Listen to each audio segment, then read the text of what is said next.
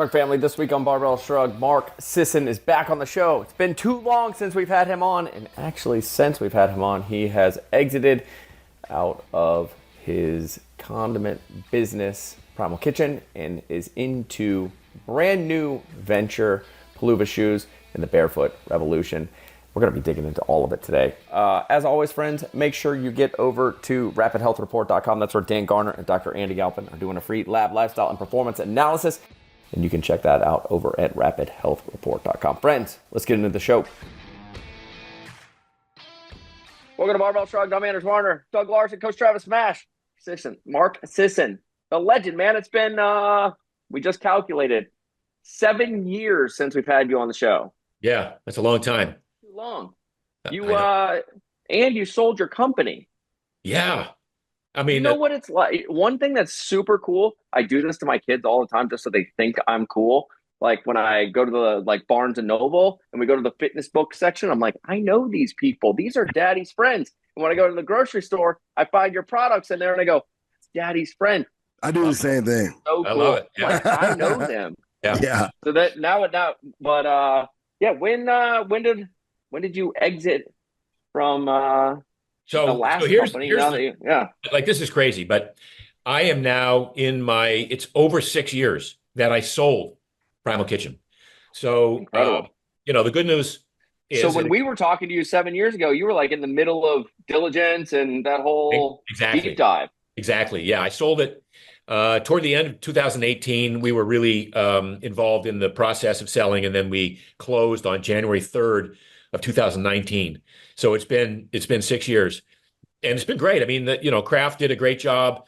They've literally a great job of leaving us alone and letting our team stay as was, keeping us where we were, based out of Oxnard, using a lot of the same co-packers, not having any influence on ingredient choices, but really offering up support in the terms of R&D, in terms of manufacturing opportunities, distribution, and lots of cash that I was running out of at the time. So it's been a great, I say partnership. I mean, they own it now, but I'm still the face of the brand. I'm still involved on a semi-regular basis. Yeah. I'd imagine when you're looking for partners, you were very firm about the quality of the products and the ingredients and all the things, or you wouldn't have sold in the first place. Oh yeah, and look, I mean, people have the really interesting idea of big food as these, conniving, ogres who are like, how can we mess up the health of America? How do we destroy his legacy? Yeah, exactly. And to their credit, look, these are guys who, they are not a food company. They're a portfolio company. They own 50 different food brands, right? So there's Kraft Mac and Cheese, Velveeta. There's Folgers Coffee, Planters Peanuts, Ore-Ida Potatoes, Crystal Light, Kool-Aid, you name it. And none of those brands have anything to do with each other. So at the end of the day, there's no real corporate DNA. They're just silos of these different companies that they're trying to manage from the top. And so when they acquired us, they're like, these guys know what they're doing. These guys look like they're headed in the right direction. This is where food should be headed. So we're just going to sit back, give them the opportunities and watch what they do. And that's what they've done for 6 years. And the company's grown tremendously since then. We're on virtually all the store shelves in the country. And we're in a lot of homes that I never thought we'd be in, people who otherwise would not have had access to, better for you, healthy foods. So I'm very happy with the way things turned out. That's awesome. Yeah. I'm actually super curious. You're like a fitness junkie, and then you start playing business, and then you go and have this big exit. And is there like a time right after that where you go, what do I do now? Like I've done it all. And yes. You obviously haven't, because you have a new company and you're still here, you're still in the game. But what is that transition from going and building this very successful company to restarting the engines? It's really interesting because, we talk a lot about enjoying the process, enjoying the journey, have the goal, right? And if you achieve the goal, that's great. But, I was an endurance athlete. I trained my ass off for decades to compete in these sort of one-off events, a marathon, a triathlon. And you train, and then you race. And maybe if you're trained well, you're rested well, and you're lucky, you win.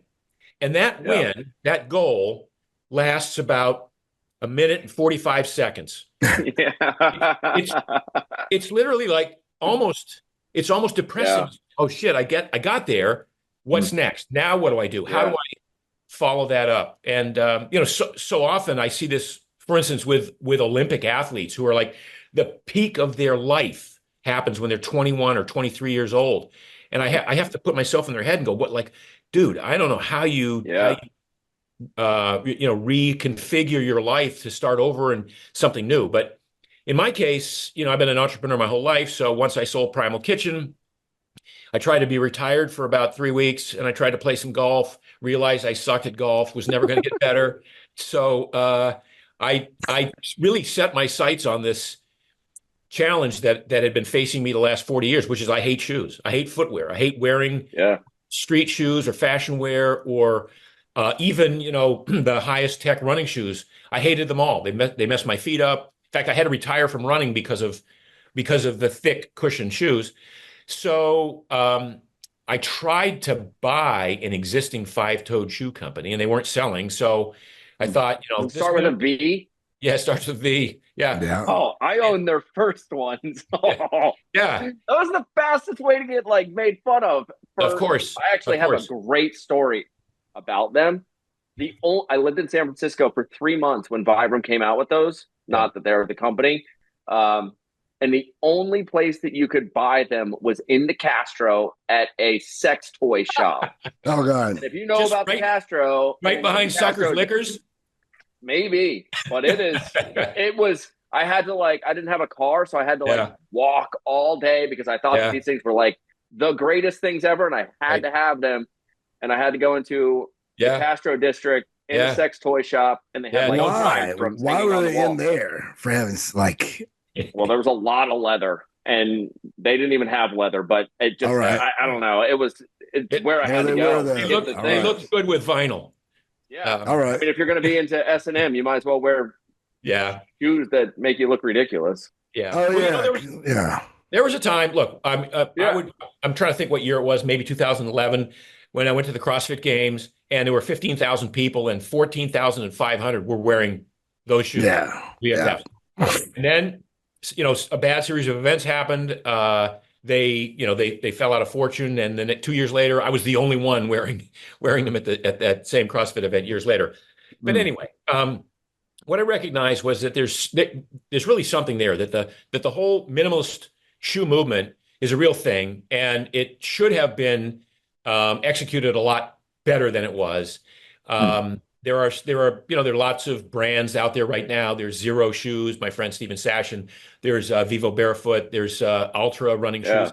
There are a lot of these minimalist shoes, but no other five-toed shoes. And I really was quite clear that I wanted to develop a comfortable, attractive shoe that was functional. So this became my Paluva shoe, and spent 2 years in R&D. So my son is my co-founder. So we started the company, and we did a bunch of R&D and wear testing, and so we launched about 2 years ago, and the response has been amazing. I mean, we've got, tens and tens of thousands of customers who are just really digging the shoes, and we get the kind of feedback like, I'll never, you ruined me because I'll never want to wear another shoe again because I could feel my feet, I could feel the ground I'm walking on, which is a good thing.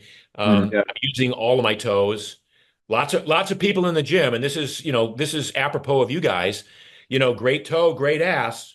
Right. And so you got to get that big toe engaged, abducted, and pressed down to engage the glute. So we got a lot of people who are lifting heavy with our shoes on in the gym and going, look, I feel like I'm engaging 15 or 20% more of my entire leg when I'm doing squats or hack squats or deadlifts or whatever it is they're doing.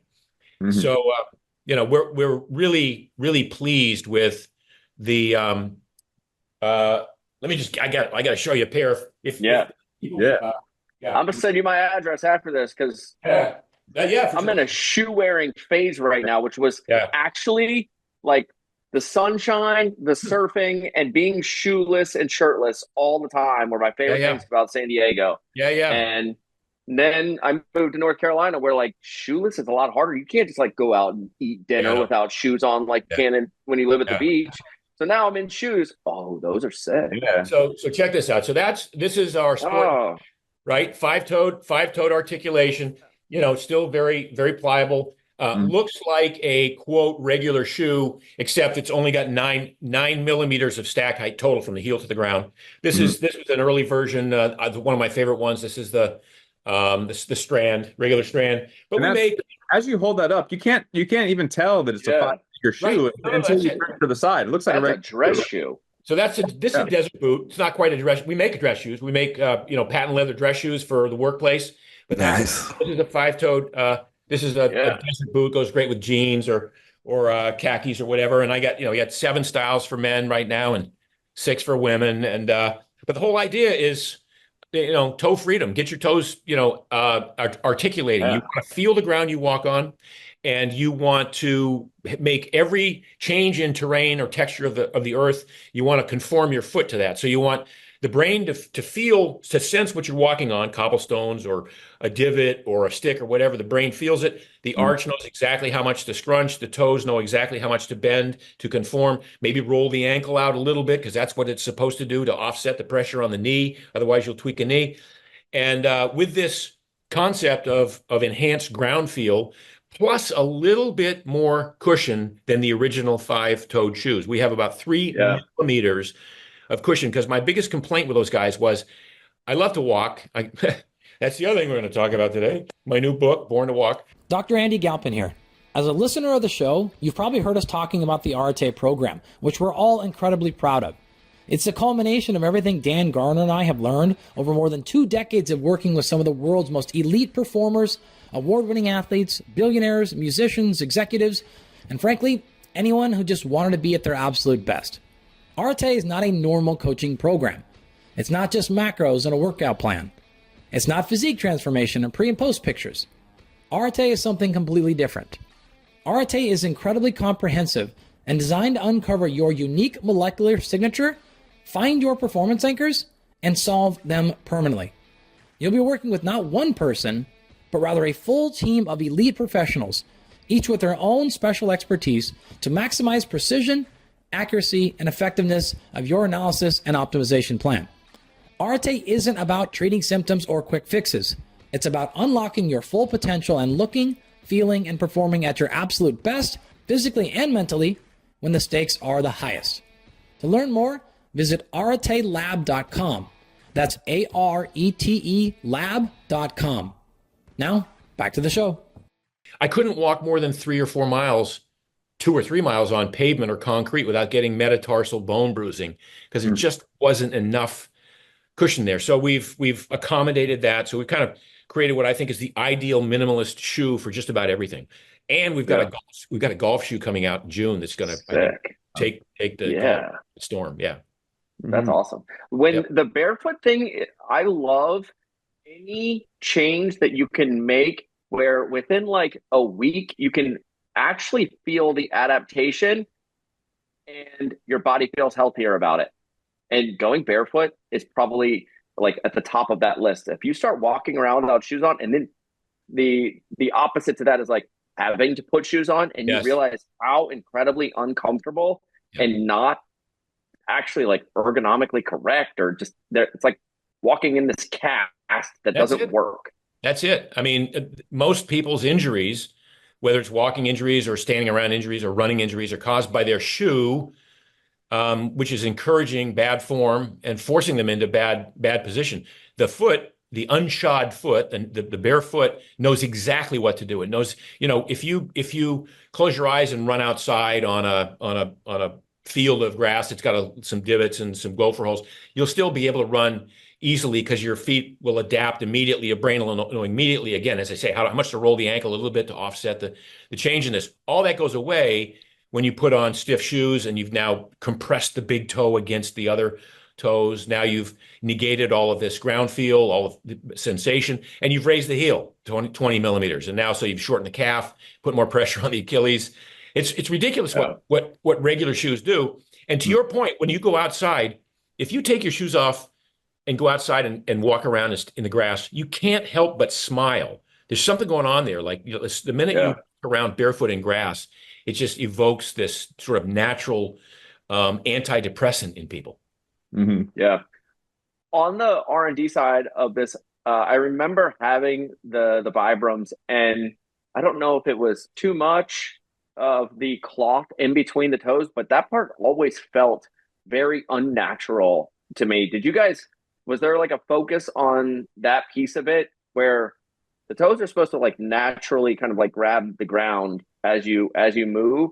And when I put those on, that was the most uncomfortable part of all of them. It wasn't really like the barefoot part. It was that there was this like cloth in between my toes that was either just felt not right. Well, I mean, I'll let you be the judge of that with these, but Yeah. Well, I was more just wondering about the R&D side. Did you guys look into that? Oh yeah, we looked into what is the sort of most common foot shape, because people have different shaped feet.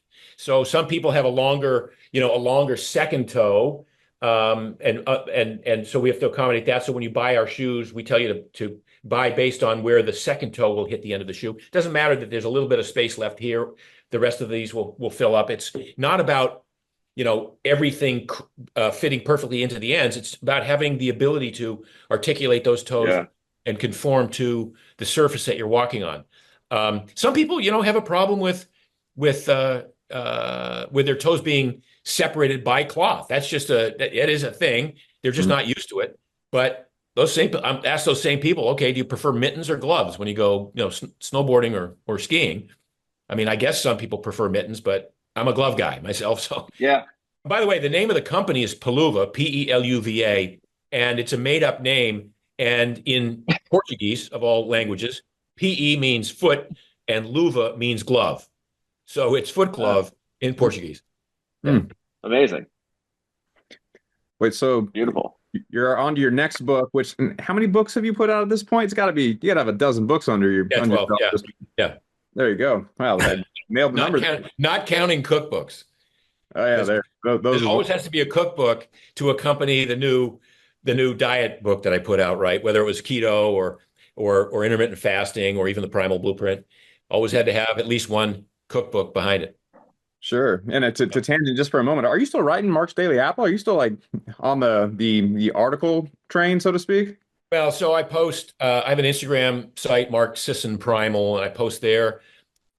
We have a team that still posts at Mark's Daily Apple, but Mark's Daily Apple, dude, it got hacked about a year and a half ago. It's owned by Kraft, and they were so hesitant to bring it back online in terms of because it uses WordPress, and I don't know the thing, but WordPress is open access, and they didn't want people to get in. Anyway, that was one of the issues with corporate. The legal and tech said we don't dare bring it back online, and so it sort of, it died an ignominious death. I mean, it's horrible for me because I've been writing since 2006, so we're going on 19 years of writing every day, and then all that stuff is now lost it's all, you could get some of it on the Wayback Machine, but anyway, it's a horrible story. I feel like that was the most wisdom I've heard in an enormously long time. Like, hey, Mark, how'd you do that? I wrote a daily blog every day for 19 years. You go, so I should do a little more. So there's that. Sure. I'd imagine you just have a love for writing in general to do something that consistently for that long. Well, I hate writing, but I'm good at it. So this is one of those things that, and I say hate with a wink.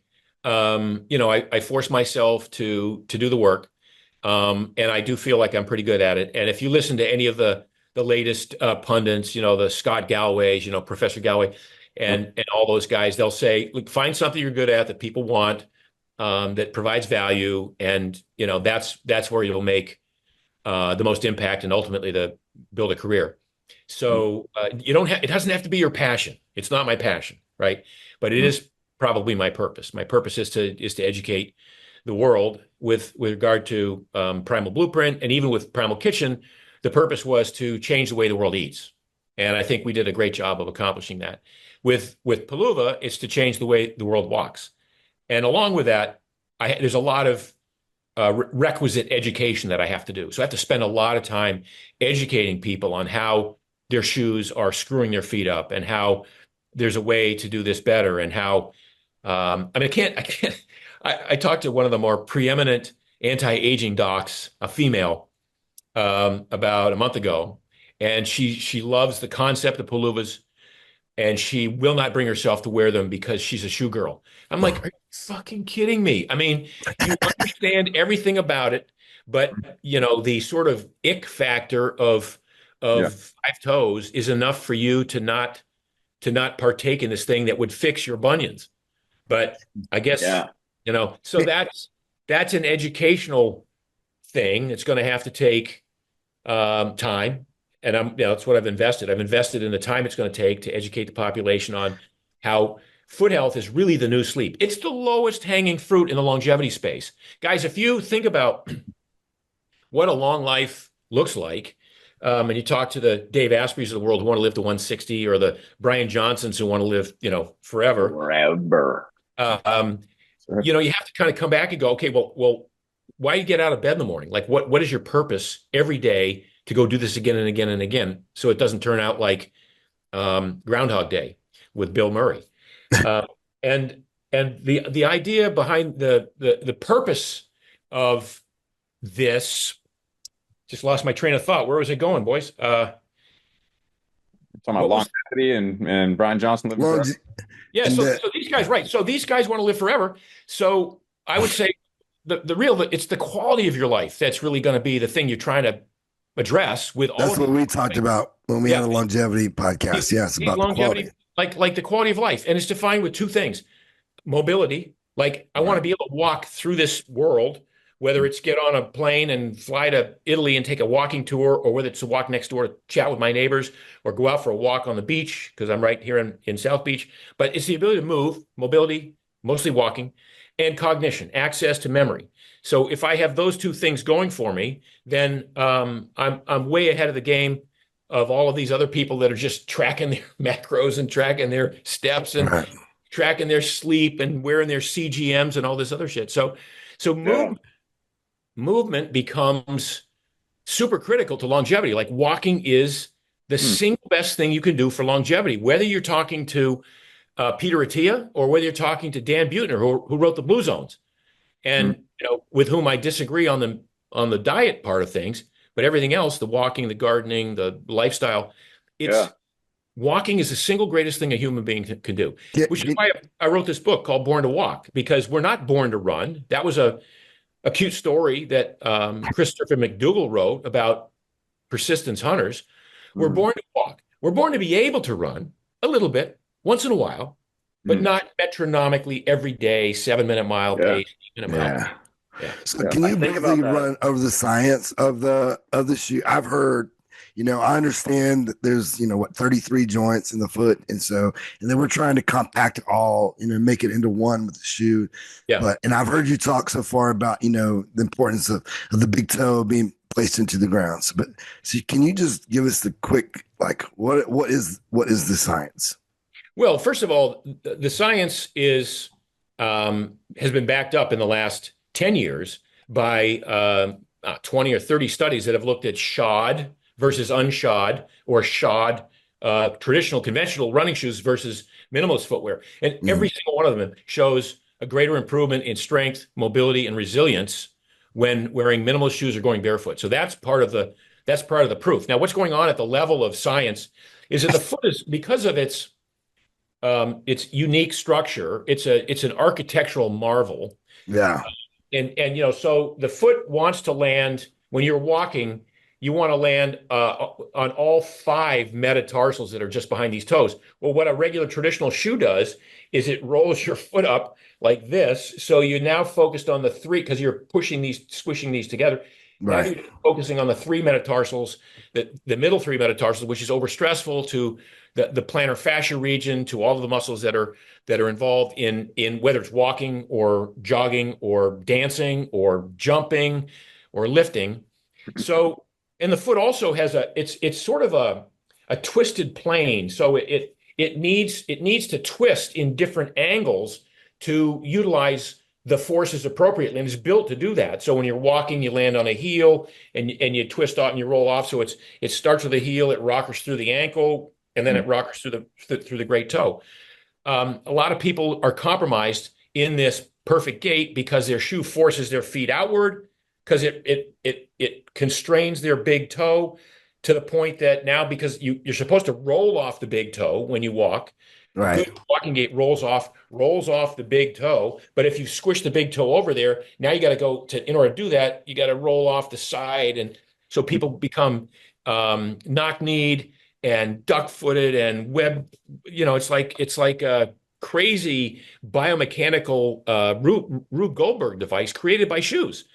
And if you take those same people and you make them spend some time consciously barefoot on a decent surface like grass or gravel, they'll ultimately rediscover the perfect kinetic chain. Everyone's born with a perfect kinetic chain. Everyone's born with, again, whether you have knees that go in, hips that go out, feet that are whatever shaped, you're born with a perfect kinetic chain, provided your brain gets the information it needs on exactly how to orchestrate and organize the joints and the muscles and ligaments and tendons and all this stuff in your perfect kinetic chain.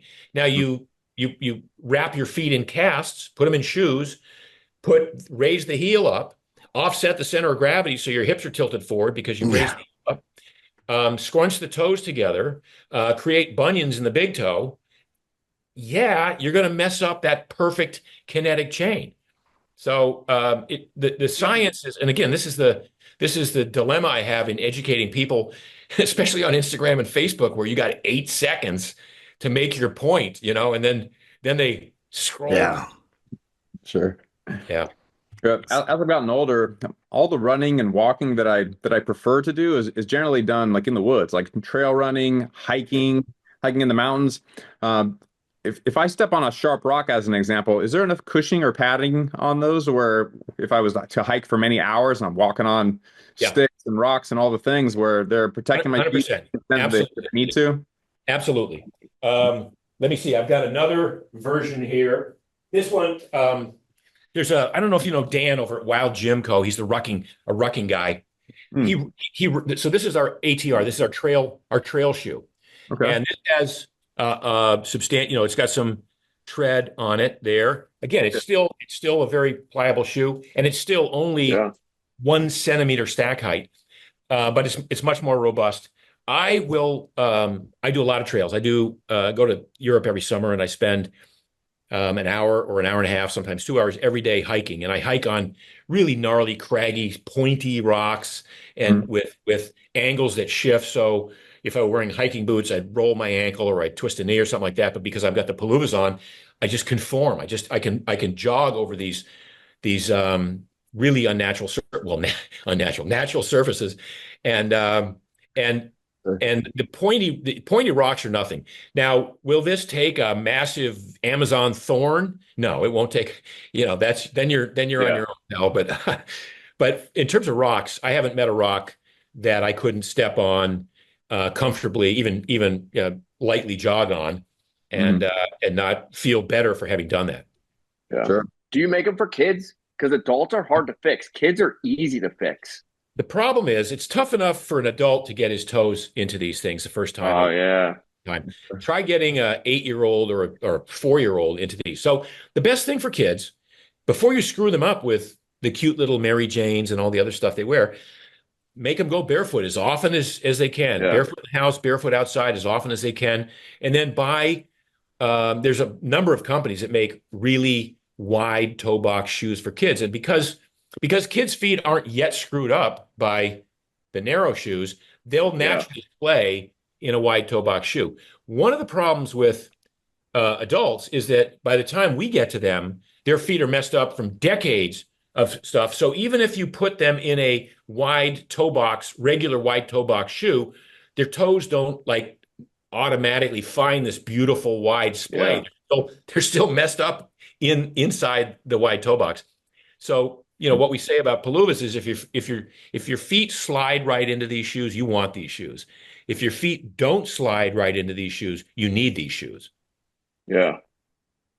Yeah, because they're gonna counteract all the problems you've created for yourself. Yeah.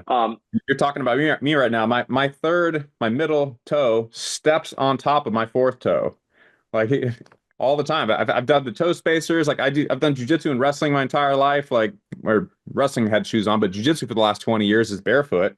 Yeah. So I'm doing a barefoot real activity that's contorting my foot in many ways, but it's still my toes kind of overlap because I've been in shoes for the longest time. I got Ultras on right now that have a wide toe box, and they're very comfortable, but having fabric in between all my toes where I have these toe spacers on everywhere I go would be very helpful. No, that's the thing. I mean, by the way, toe space is a big industry. It's been tens of millions, have been sold over the last bunch of years. So people recognize that their toes are messed up, their feet are messed up. So they're buying toe spacers, but they're wearing them for an hour at the house while they watch TV, or some companies make toe spacers that you can wear and then put them inside your Ultras, which is a legit solution. But what we've done is we've said, okay, let's put you in these toe sockets, which are neutral. They're aligning your feet the way they should be. And then every step you take, you are passively training your feet to become what we call the intrinsic, the small muscles of the feet, to become more pliable, flexible, more realigned, relaxed, realigned, and strengthened, so that over time you won't have that crossover effect. But if you don't, you're like your perfect example of what I'm talking about. The fact that you don't do anything to fix that means that when you put on a wide toe box shoe, you're still suffering from the same crossover effect. You got to kind of do something about that. Yeah. And if you want to add extra material, like toe socks, would that even add a little bit extra material? Would that be helpful? No, that's a great one. Yeah, toe socks would be good for you. And we make toe socks along with, because some people want to wear socks with their shoes. We made these shoes for me. I don't like wearing socks. So all of our models are like, I'm the primary customer. But then we do make a five-toed sock. And for a lot of people who aren't yet ready to go to a five-toed shoe, a five-toed sock is a good, intro into that concept. You got to, put them on and just that amount of fabric. You're right. Just the amount of fabric between the toes can be enough to get that process started. Yeah. I've been doing that lately and it has been helpful. What do you think happened to the old, like I had some five-toe shoes and I loved them. And like all of a sudden there was like a little bleep where people thought they weren't cool. Now yours look way cooler. Like Doug said, you can barely tell, you know what I mean? Like, what happened? Like, well, why did all of a sudden they go through the whole little phase where people, it's when I write the book about Paluva, I'm going to tell the story of what happened in those early days of a five-toed shoe. The company that we all know, the other five-toed shoe, they hit the market big time. The book Born to Run came out, and lots of people said, "Hey, that's a good idea. Barefoot running, minimalist shoes." I'm a runner. I run 60 miles a week. I think I'll go run 7 miles the first day in these, minimalist shoes. Lots of people got injured because they didn't transition. I mean, this was more of an indictment of the shoes they'd been running in their whole career, right? If you've run in these thick, cushioned, padded shoes, your body's adapted to that. Your body's adapted to the mileage. You're able to do the miles, so your heart can do it, but your feet have not adapted the way. Like I started running in the 60s. I ran in Chuck Taylors. And then there was an early running shoe called the Onitsuka Tiger. It was a 1/4 inch thick. It was your feet that told you that's enough miles for the week. It was your feet that said, dude, you can't run more than 40 miles a week or 50 miles a week. Well, when Phil Knight and Bill Bowerman at Nike came along and they said, I got all these runners up at the Oregon Track Club. They're great world-class runners, and they can't do much mileage because their shoes suck. They have good form. So it's not about adding cushion for the form, but I just like to put some cushioning in these shoes so that they can run 90 miles a week or 100 miles a week and keep up with the Europeans. And so that was the origin of the thick, padded, cushioned running shoe, which was designed initially for great runners like myself. And I was an early Nike athlete. But over the next decade, as running became a thing and it got promoted, now you've got people who should not be running, overweight or trying to do it for weight loss program, cardiovascular health, because that became a thing with shitty form. But now these cushioned shoes allow them to run the miles with shitty form. If they were running in the old school shoes that I ran in, they'd have gotten 200 yards down the road and said, screw it, I'm walking home. So the shoes became a big issue for enabling people to get to this point where they got injured. They got more and more injured. So when the minimalist footwear came around in 2007, 2008, and Christopher McDougall said, "You're all running with shitty form because the shoes are bad, and the shoes are encouraging bad form." He was right, but so many people got injured running untrained. They just didn't train themselves. It's like, you don't go to the gym after you haven't worked out for 6 years. Yeah. You go to the gym and do 300 repetitions of curl to your biceps the first day. Well, this is what they were doing. So that happened. And then the company got sued for false advertising. And it really wasn't their fault. They would have won that lawsuit, but because they backed down and settled, it made it look like they lost the lawsuit. Yeah. So those two bad events, the company went from way up here to like people said, not only are these shoes not good for you, they're bad for you. And so and that's where Hoka came in, right? And all the Skechers and Masai Basic Training and all these shoe companies came in with these thick maximal shoes. Yeah. Skechers is terrifying, the shoes they put out. No doubt. So the ones that look like a rocking chair. Terrifying. Almost. Terrifying doesn't begin to describe it. I mean, I go to stores now and I put on a pair of the blades, the rockers, and I ran down the aisle of the shoe store and I started laughing. It's like I'm wearing those. Remember the old kangaroo boots from the old days with the springs in them? Yeah. How about the ones that everybody from their East Bay catalog used to try and dunk? Yeah. You walked around. Yeah. What were those things called? They were so good. I never owned them. There was no shoe in the world was going to get me to dunk, but yeah. Those no, were on but the anyway, cover every time. so I laughed. I'm like, these are like fucking trampolines, and I don't know.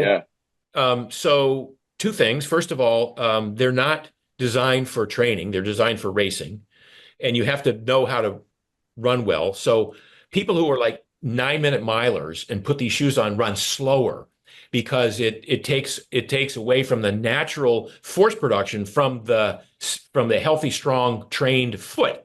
So it takes the Achilles, and with a great runner who's trained well, that shoe combined with a carbon plate, combined with a 4-foot landing, and a stiff Achilles, they run 4 minutes and 38 seconds a mile for 26 miles.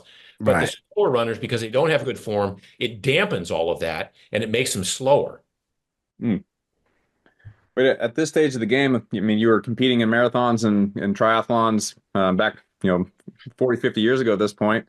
What do you do these days as far as actually running? Is it just walking these days, or did you still run like anywhere close to like you used to, or does it cut way down? No. I haven't run a mile in 30 years.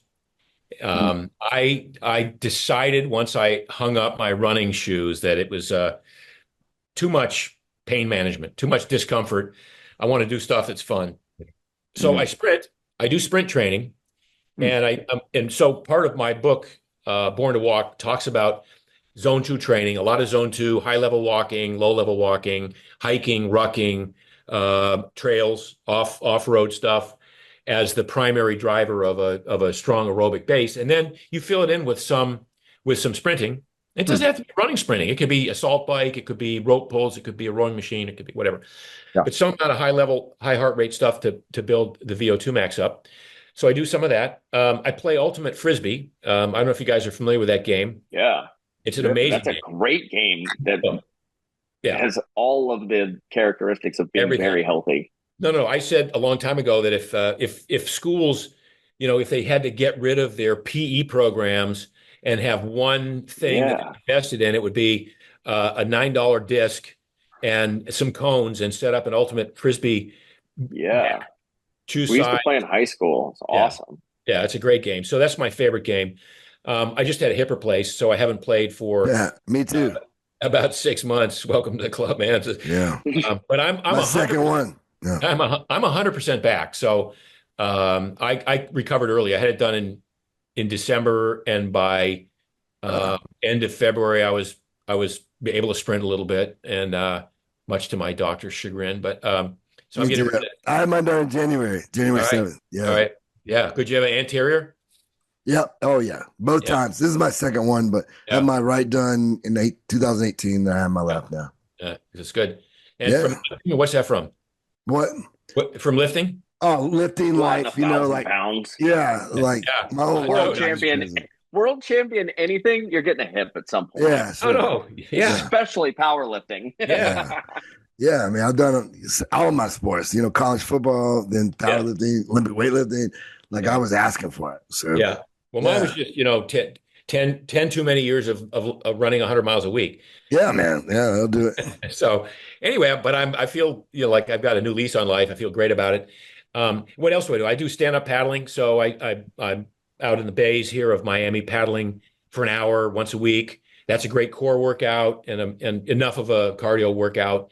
And then I just fill the blanks in. Oh, I ride a fat tire bike, pretty hard on the sand. So we'll go 12 miles on soft sand. I got a lot of different things that I mix it up with that are in my mind much more appealing than running. Mm-hmm. Yeah. How much sprinting? Can you tell me about your sprinting? I'm just curious. Like how much of that is your base? Oh no. So literally, it's once a week. So when I'm fit, and when I say fit, like not having a hip replacement, yeah. No. But the funny thing about the hip replacement was, I sprinted the first time about a month ago, and I had to stop, not because of my hip, but because I hadn't sprinted for 2 years because of my hip before that, right? Because it been bugging me for 2 years. Yeah. And so I lost the tensile strength in my feet, right? I lost that ability to land hard on the forefoot, push off, the propulsion of the Achilles, all that stuff. So I had to be very careful about rebuilding that. Plus the fact I'm freaking 71, so you lose that. There's a decrement that happens naturally in addition to the atrophy of not doing it. Right. So, but I'm coming back. I mean, I feel strong there. Every once in a while I'll be out on a walk and I'll just break into a little high leg lift, sprint drill and feel great. So, What about doing like hill sprints that are, I feel like the older I get, like hill sprints feel less risk, less risk of that whole hamstring thing. Yeah, no hill sprints. And again, like when you do a hill sprint or when you do stairs, you land from here to here. Yeah. Right. You're not landing on your heels. You're not at all. Yeah. Here. And so you got that. And that's where the toe wants to splay out at its greatest width. Right. So when you're running up a hill, you don't want to be wearing those shitty little narrow cushion shoes to run up. You want to either do it barefoot or even better with palubas where you get that splay is forced. Now, and like you can do a 40-yard hill sprint can be a ball buster. You do 10 of those, and do one, walk it down, walk it off, go again, and in 20 minutes you've done a hell of a workout. No doubt. In weightlifting there's a shoe they TYR, and they widened the base, and so it was a huge difference for me because like anything that can like make the movement of a back squat easier, like for someone 50 my age, and it was a definite thing. It's like it felt like, number one, my body was more comfortable and it released more versus tightening up and so it's definitely a thing in all things. So you should make a weightlifting shoe. No, that's a great point. It's a thing in all things. Like everything you do in life, but especially in sports, requires strong feet. Your connection with the earth is where every movement that you do in sports begins. Whether it's jujitsu or wrestling or boxing, or whether it's running or jumping or sprinting, or whether it's planting your feet to hit a home run or slap shot or hit a golf ball, it all starts with the feet. And it just blows my mind that every athlete doesn't go, oh, dude, I can't. Today's foot day. I mean, it's like nobody says they got foot day. I got back and bis, I got chest and tris. Today's, cardio. What day is your foot day, pal? Yeah. I'm buying your book. I'm buying his book right now, The Born to Walk. I was going to say, I want to talk about the book. I would love to know, outside of just the science of walking, but what are kind of the general recommendations, protocols that you have in there? Obviously, we live in a very static, desk-bound. That's Kelly's book. Culture. but I'd love to hear just kind of like what are the recommendations? The first 80 or 90 pages are dedicated to trashing the running boom. It's literally calling out the running boom as having been inappropriate for all but maybe 3 or 4% of the population. The only people who should be running are runners. And runners are ectomorphic, skinny shits with big lung capacity and a high pain tolerance. Full stop. The only people who should be running are those people. And they should probably all be competing. Anyone else shouldn't be running. Like if you talk to any elite athlete in any walk of life right now, they don't run. Boxers don't run anymore. Soccer players don't run. Nobody runs because they do drills, they do sprints, and they do other stuff, but they don't run. They don't run 30 miles a week as part of their training program. It's antithetical to power and speed and all of this other stuff. So we trash the running boom and we talk about the history of it and how it came to be. And it's this perfect storm of bad events that got people into running and then caused, 50% of all runners get injured every year. 50% of all runners get injured every year. I mean, the NFL does not have that high an injury rate. An injury is your body's way of telling you you're doing it wrong. So we trash the running, but we want to sort of get running off the table and say running is not the be all and the end all that people think it is. Running is not the ideal way to lose weight. It's like a horrible way to lose weight. It's not the ideal way to build muscle. It's a horrible way. It's catabolic.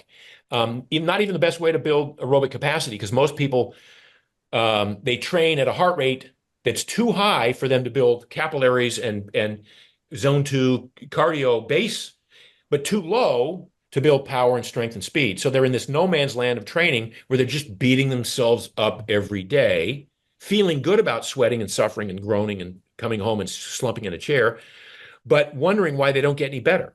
And they don't get any better because they're beating themselves up. They're not training the different systems of the body.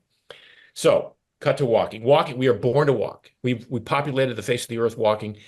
The human body is designed to walk. It expects us to walk. Our digestive process expects us to be walking. Our lymphatic system expects us to be walking all the time, to pump lymph fluid. We're on 2 feet. I mean, we're among the few bipeds, animal species on the planet. So like we either have to move or we fall over or we stand still for a long period of time, but we've always got to be constantly moving.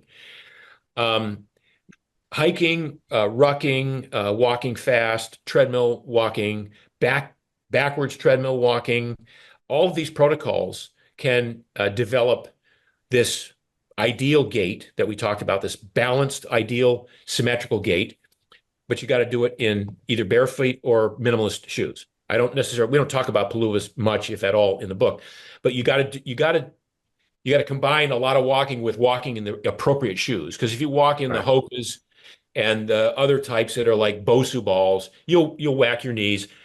I've been walking my last 30 years. I walk a lot. Some of my friends own the largest intro running shoe company in the world in the last decade on, and I can't walk more than 2 miles in those things without my knees. My knees, which are generally pretty strong, they start to hurt when I wear cushioned shoes and I walk long distances. It's because I need my kinetic chain needs the input of feeling the ground underneath in order to adapt to the temperature, the texture, and the tilt of the surface I'm walking on. So walking, the more you walk in the context of appropriate footwear or barefoot, every step reinforces a positive gait, a positive kinetic chain, every step. So don't run, and don't even run in these. I mean, they're the best running shoe ever designed, but you have to know how to run.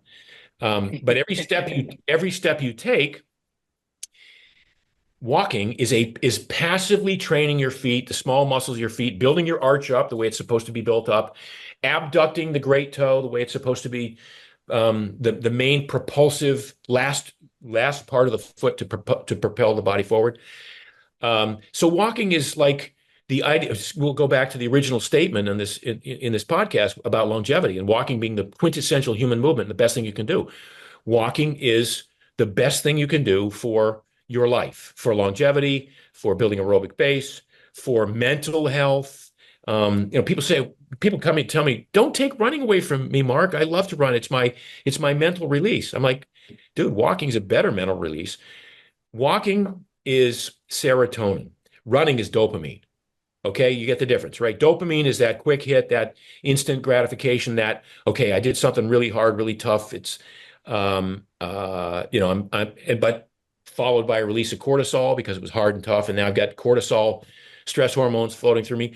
Walking is anabolic, or at the very least, it's anti-catabolic. Walking is anabolic. It is serotonin. So I get some of my best work done while I'm walking. I'm thinking about a podcast, or I'm thinking about a post, or I'm thinking about an infomercial I want to do, or something. It is there. I agree totally. There is no good reason for everyone not to walk a minimum of 5,000 steps a day.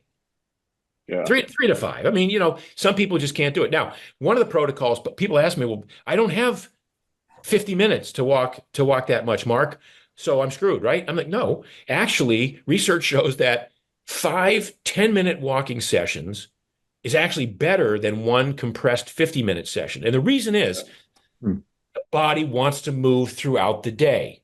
And if you compress all of this into 50 minutes and then you go, oh, work's done, I'm done. That part, check that off. Don't have to do any more movement today. And then you sit at your desk and do all that stuff that you do. That's not optimal for your body. Your body would rather you put in these little breaks of walking throughout the day than cram it all into one session.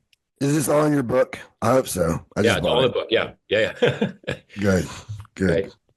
So I know with my own children, I try to do as much as I can. With they go barefoot. The entire time I'm training them, they'll train downstairs. They'll do barefoot.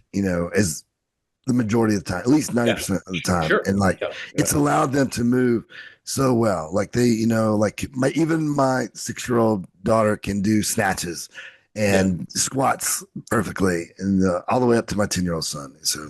Yeah, no, you watch their feet. And so I have a 3-year-old grandchild.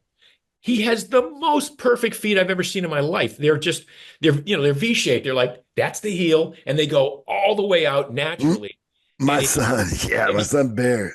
And you look at it, and it's strong, and it's just a perfect foot. I'm like, and he goes barefoot all the time. He hates shoes. Yeah. I said my 8-year-old son, his name's Bear, and his feet look like they're so thick. It's not just they're big and wide, but they're so big, wide, and thick and strong, and like his toes are like out, like it looks like he has claws. Yes, and now you think, well, when he gets to high school, are they going to, and he plays football, they're going to wrap him up in tape every game, so he doesn't, tear an Achilles.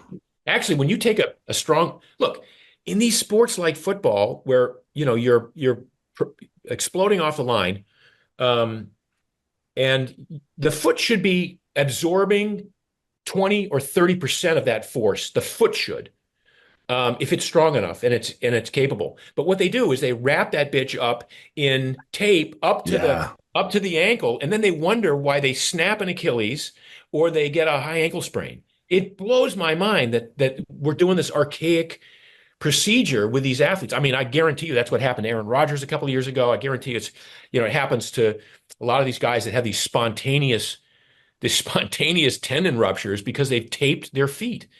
Well, if you trained the foot, and if you trained it well and it became stronger, and then you wore a wider cleat, and that's there's a company making wide football cleats right now. Smart.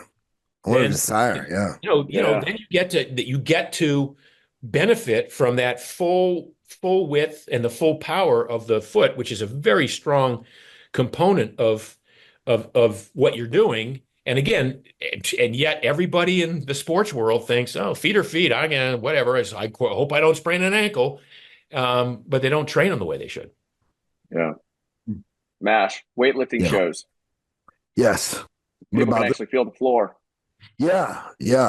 So I wish he would make like a little bit of a heel, but like that's it. So funny.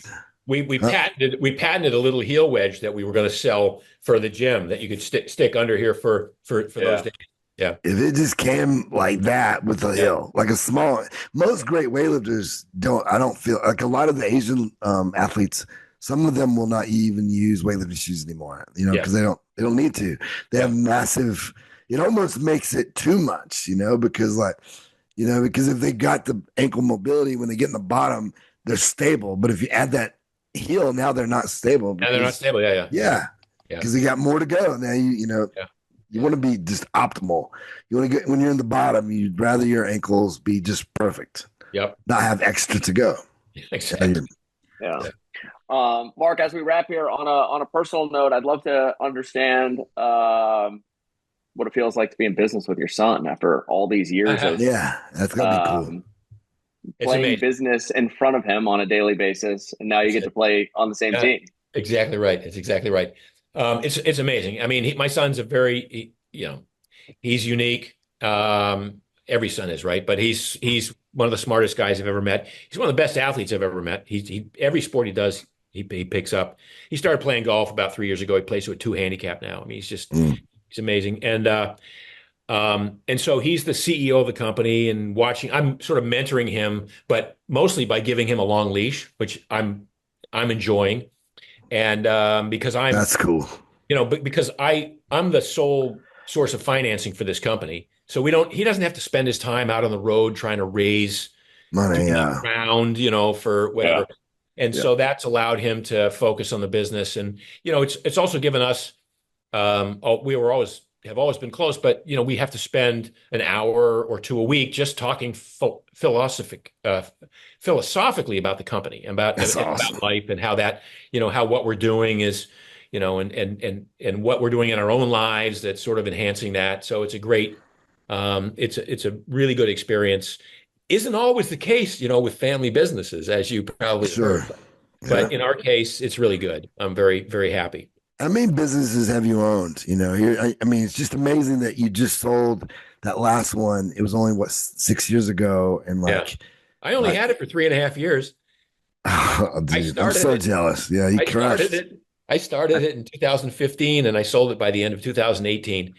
Actually, that was a home run right there. Yeah, that was a big home run. Yeah.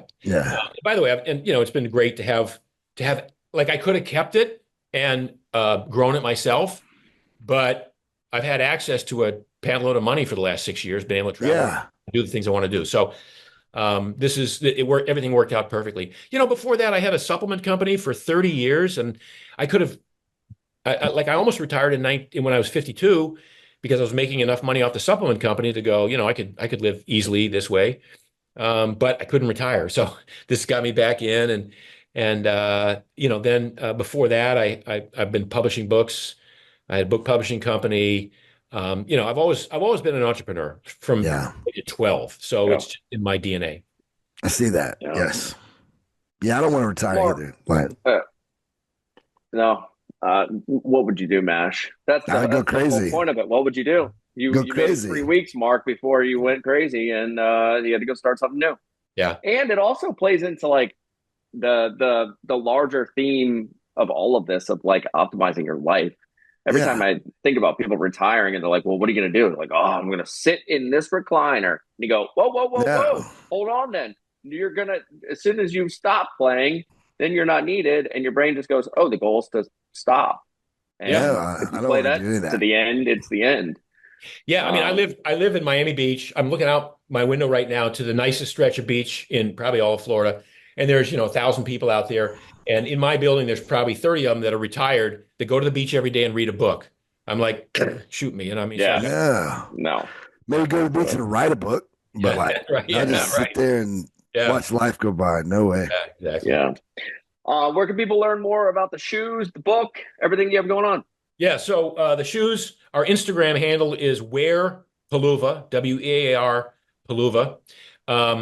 The actual site, the e-com site is peluva.com, Peluva, peluva.com. I'm Mark Sisson Primal on Instagram. I post a couple times a week, some little tidbit. I'm on Twitter, so I'm kind of all over the place, but would love to have your audience check out the Peluvas. I mean, I think it would be a major lifestyle upgrade for everybody. I love it. Travis Mash. Matchlead.com. We have a brand new website dropping this week. Any minute. I'm just waiting on it. But then, anyone out there listening, you can go Sornex to Sornex Spring Cleaning and join my program we're doing. You can go to Instagram at Sornex Spring Cleaning. I'm doing a free program every single day, trying to get you better at the clean, but it'll also get you jacked. We're going to squat, pull, bench, all the You things. got me excited about racing you to a 300-pound clean. And then I just started chopping trees down in my backyard, dude, and I can't stop. I'm chopping giant trees down all the way into firewood with just an axe. It's like my new thing. Like all I want to do is just be in the woods chopping trees down. Is your name I Rocky had no Balboa? I just bought a farm in Tennessee. How much you charge for that shit? Yeah. I just bought a farm in Tennessee. How much you charge for clearing? Oh, you want to come? I just come got a clear farm in North Carolina, and it's free if you're doing it on your own property. I'll come out. Where? I'm ready. We're in Tennessee. Yeah. Franklin. Oh yeah, awesome. Yeah, That's the spot. Everybody loves Franklin. yeah. Are you getting animals? What are you going to do with it? Or you So just we got a piece of land. Yeah, so we're so my daughter's house in the Palisades burned in the fires last 2 months ago, whatever. And then then the house that we lived in that we rented there, that burned in the Palisades. We're out of California for good now. Yeah. So we've always wanted to get a multi-generational family compound going. So we looked around the country and we found this place in Franklin. So we bought I'm ashamed to say it's only 22 acres, but it's a big 10,000 square foot house. So we're going to keep my wife and myself are going to live in the main house, and we're going to build a house for my daughter and her kids to live in, and then another house on the property for my son and his wife and their kids to live in. So, we'll have this dream of a multi-generational family. Dude, I want to hang out with you. Like everything you said is like, I want to be like you when I grow up. Yeah, that's awesome. I jumped at the front of the line on the farm thing, but yeah, it's awesome. I just sit out there in the morning, try and wake my neighbors up, and just bang away on trees. It's like it feels so healthy waking up, getting all the fresh air. Are you ambidextrous? I can be. I choose to hit the trees as hard as I possibly can. Okay, yeah. And then about halfway through, I go, I should probably do this with my left hand too, just so I'm like a crooked human.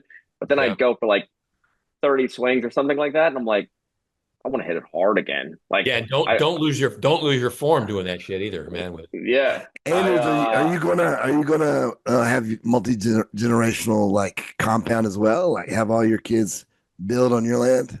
The younger part of my family is much more challenging than the older part of my family, in which they likely, some of them will at some point move into something out here. Yeah. Just older people just want to be closer to grandkids and all that, where younger kids want to get away from their family as fast as they can until they come back later. I'm saying your own kids. I've got a long time before that. Yeah, before your kids grow up and decide. Yeah, there's plenty of room. It's 17 acres, so I'm close to 22. I would love my kids to just build right beside me. There's plenty of room where they could put like a tiny house for old people and never see them. Yeah. But Mark, we bought 2 cows, a Texas Longhorn. 2 Texas Longhorns in North Carolina. Of course. Oh, Jesus, man. Now I'm jealous. Yeah. You when are you officially moving there? Or setting up? My daughter lives there, so she moved because she didn't have a place to live. So the daughter and the grandchildren are there. My wife just headed up this afternoon. She's going to be there for a week. I'm speaking in Austin next week at the Health Optimization Summit. So I'm going to stop on the way there for a couple of days and then go off to Austin. But we're basically moved in. I mean, we bought this house and it's ready to go. And but I'm still a Miami Beach. Yeah, you don't want to leave Miami. Yeah. Miami, that's sunshine. That's your next book, man. Sunshine. Yeah. That's my other full addiction is how much can I get my sun like linked to skin? Can I get my body? Yeah. Sunshine on it is very important. Fresh air, go barefoot. That's it. Get some sunshine. That's it. Doug Larson. You bet. I'm on Instagram, Douglas C. Larson. Mark, appreciate you coming on the show. Got a lot of respect for you. You're made an enormous impact in the industry over many decades now. So I appreciate your time. Thanks for being here. Thanks, guys. Bet. I'm Anders Varner at Anders Varner, and we are Barbell Shrugged, Barbell_Shrugged. And make sure you get over to rapidhealthreport.com. That is where Dan Garner and Dr. Andy Galpin are doing a free lab, lifestyle, and performance analysis. And you can access all of that over at rapidhealthreport.com. Friends, we'll see you guys next week.